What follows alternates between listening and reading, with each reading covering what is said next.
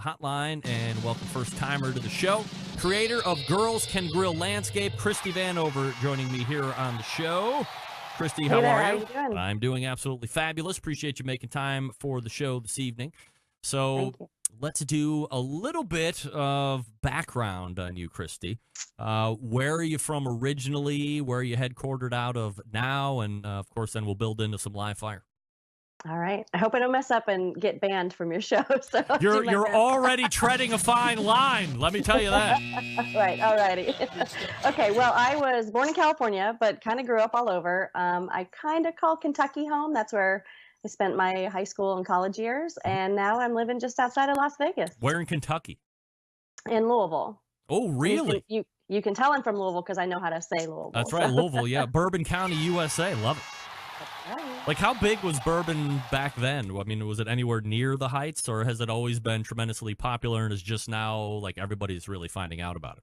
You know, when I lived there, I was under 21, so it may have been really popular, but I still think that now it definitely has a craft to it that's been appreciated more, and they've got the Bourbon Trail now, and so it's definitely become a big tourism part of the state of Kentucky. How do you end up just outside of Las Vegas?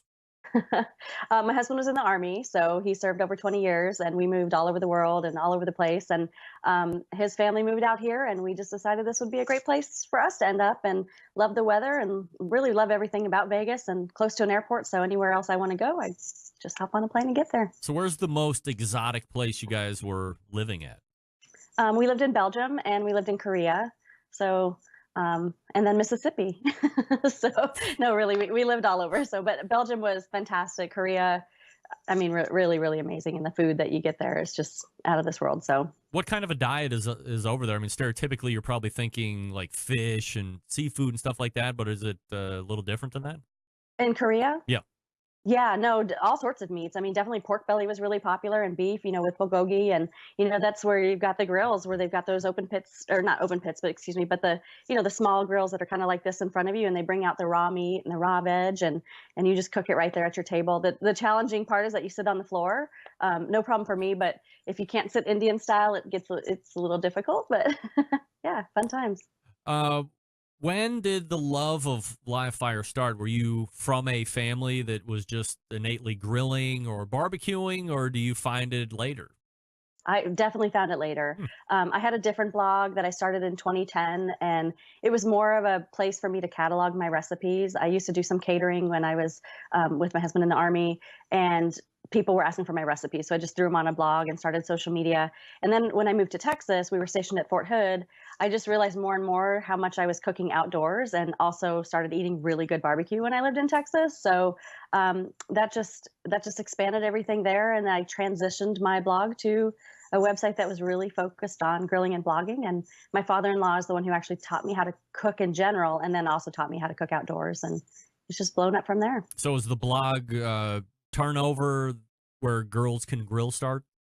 Yes, that was about, I want to say March or April 2015. So almost going on 4 years now. Yeah. Okay, so I mean that's a relatively new space in terms of age of website. I mean they're popping up all over the place, of course, but I mean we've certainly seen a huge explosion of interest in live fire cooking in general here. I mean, obviously, well Mhm. before you started your blog or converted it into where girls can grill. So, what do you think separates your website? There's a handful of other girls or women that I can think of right off the top of my head that are, similar in name or have girl in it, and I guess it smacks of saying, hey, this is known to be stereotypically a male-dominated landscape, but it doesn't have to be intimidating, nor does it have to be ruled by men. Women have just as equal talent if they're going to put in the work to do it. So talk to me a little bit about the concept and why you wanted to push it out that way. Yeah, sure. So, Girl Girl, who you have on your show all the time, Robin, she was definitely an inspiration to me early from the beginning. And Girls Can Grill wasn't really set up it was really more set up for me for a confidence builder to kind of tell me that this is something I can do. I loved cooking and it was reaffirming to me to tell me I was in the right space. And then from there, it just grew. And actually 75% of my followers are dudes. So that turned out to be pretty cool.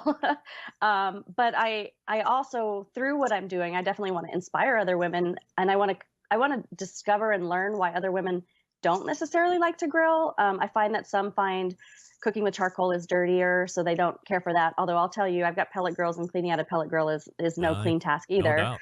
Um, and then also gas grills. Some of them are a little bit, worried about actually, pushing the button to ignite the flames. And so there's just various reasons.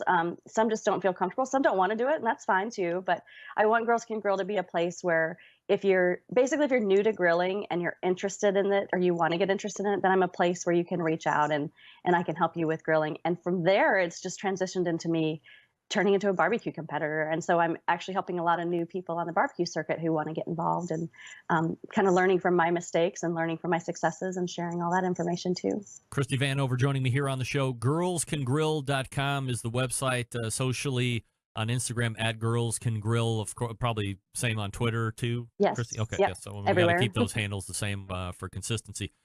Yep. Do you think that the percentage of women that might be perceived as apprehensive or scared to get in front of some type of live fire is now dwindling because of people like you and Robin and some of the other more famous women pitmasters that seem to be getting a lot more exposure than they did in years past? I hope so. I've looked at studies in the past, and it seems like that's a trend where it's going. I also do think that pellet grills and just the change in the grilling industry has a role to play in that as well. Pellet grills seem to be more approachable to people who are unfamiliar with managing a fire, managing wood, managing coal, etc.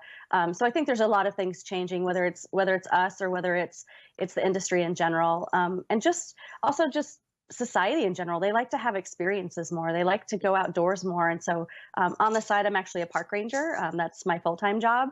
And so to see people outdoors, they love to gather around a campfire and just have that experience with their friends and family. And when you're around a campfire, what better to do than cook? So How do you yeah. fall into park ranger? I actually worked for the Army for several years as a civilian. My background's in public relations, and so I did that for the Army. And then when we moved to Vegas, there was a job opening to do public relations for the National Park Service, and there you go. Been doing it for 6 years now. Have you ever crossed paths with a death-defying animal? No. I'm at Really? Lake Mead, so we don't have bears. We have rattlesnakes, which I've never seen. I did see a Yikes. tarantula, but I wouldn't define that as death-defying. Did you hear about the guy that took out the mountain lion a couple days ago? No, I missed that He one. was jogging in a trail and attacked him from behind, bit his neck and hand, but then he choked out the mountain lion to death. And then he In a scrambled. national park? Yes. Oh my gosh, I need to pay attention more. Oh, Wow. yeah, it was all over the news. It was quite No. heroic because he managed to overpower Survive. and choke out the mountain lion. I mean, Wow. I just would have We screamed have until he mountain tore lions, me but up. I've never seen any here. So Yeah, let's stay away from those. All right, so let's talk about competing a little bit. Mhm. It is a little bit of a jump to go from honing the skills of the backyard. I've often been asked, how come you don't compete? That would take up the rest of the segment for me to go on the diatribe on why I don't. But there is another level. Okay, well, I want to see how mine stacks up against everybody else, or I want to see if I could beat so-and-so. I mean, however you put that chip on your shoulder to get you out on the circuit. So how did you learn about it, and why did you decide you want to get into it? I'm competitive by nature. I've always competed in sports. Usually they were independent sports. Like I was a competitive gymnast, competitive diver, things where I just kind of had to rely on and me and my skill set. And then I actually became a food competitor before I was in the barbecue realm. And I competed in the World Food Championships for 3 years when it was hosted here in Vegas. Mhm. And when I was walking around the pits there, that's the first time I probably saw a true barbecue competition. And, Danielle was out there, Leanne was out there, and I just thought, this is really cool. It was intense. It was really relaxed at first, and then like noon hit, or like right before noon, and it was just balls to the wall. Everybody was going crazy, and I was like, this is intense. And I wasn't ready for it at that point. I didn't have the confidence for it at that point. I hadn't even smoked a brisket, I don't think, by that point. And then when I started Girls Can Grill, somebody invited me to join the Nevada Barbecue Association, which is our local association here. Mhm. And I learned more, and I talked to people, and they were hosting a backyard competition. And I said, well, let me give that a shot, and it was steak and wings and a few things like that. And I won in wings. And I was like, maybe I should take this to the next level. So then they offered a class to become a KCBS certified judge. And I thought that was a great approach so that I could actually learn what the judges were looking for before I tried to deliver it to them. So I became a judge, judged a competition. And then they hosted a spring training, which is an awesome thing our association does. Is they actually do the four meat cook, but they give you 45-minute turn-in windows, and then you get to walk in and listen to the judges as they actually tell you what they think when they taste it. So that was quite an eye opener, because there's just things you learn about tenderness and taste and appearance and all that through there. And then that was like a February or April. And then I competed in May of 20, I think it was 16, in my first competition, and I got a call, and I've been hooked ever since. You get that call and you're hooked. Do you spend more time competing, or if you had unlimited amount of time, would it be split down the middle between judging and competing, or would you always choose to compete more than judge? I would choose competing. I would say if I had the time and the opportunity, there's not as many contests here in the Southwest as like if you're in the Kansas City or Texas areas. I would say I would like to do like a 75-25 split. And the reason I go there is, again, because I'm competitive and I love to cook. That would be my first passion. But I think it's important for a cook to judge and for a judge to cook, so that you, as a cook, if I judge, I get to taste the other flavor profiles. I get to see the other turn-in boxes. I get to learn from what other people are doing and kind of have those eye-opening moments of, oh, I could be doing this a little bit differently. But also as a judge, if you cook, you learn how much work goes into putting those 6 pieces of meat in a box, and you have a whole new appreciation. So the next time you think, I'm going to give this a 6, you might take a second thought and a second bite and say, no, this is more like a 7 or an 8. So Christie Vanover joining me here on the show from Girls Can Grill. Let's transition a little bit. You know, I've had some pretty, pardon me, major social media folks here over the last handful of weeks. You certainly have a pretty good following on Instagram as well, Facebook. When did you realize that utilizing that is going to help kind of press the brand out and give you a little bit more exposure and help grow that whole landscape? from the get-go, like I said, my background is in public relations. I've got a master's in journalism and mass communications.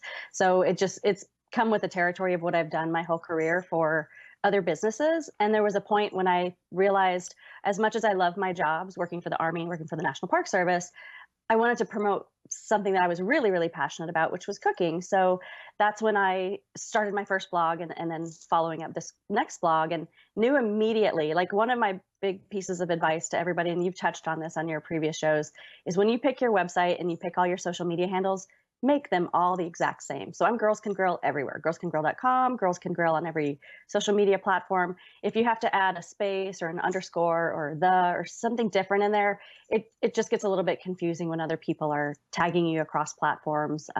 So that's a key. But social media is important because it drives people back to my website. It lets me engage with people so that I'm not just this imaginary person out there, that I can actually have conversations. I can do Twitter chats. I can do, Instagram lives and things like this even. I'm sharing this with my followers too. So I think it's a really key component. It's the day and age that we live in. It's, newspapers and magazines aren't quite as popular anymore. It's turned to podcasts and social media. Is the goal to turn Girls Can Grill into something full time, or is this just fun and you are obviously time invested into it, as anybody that's trying to make a run of it is, but you also like the day job and enjoy that, and there's no reason to go or pick one or the other? Both are fine.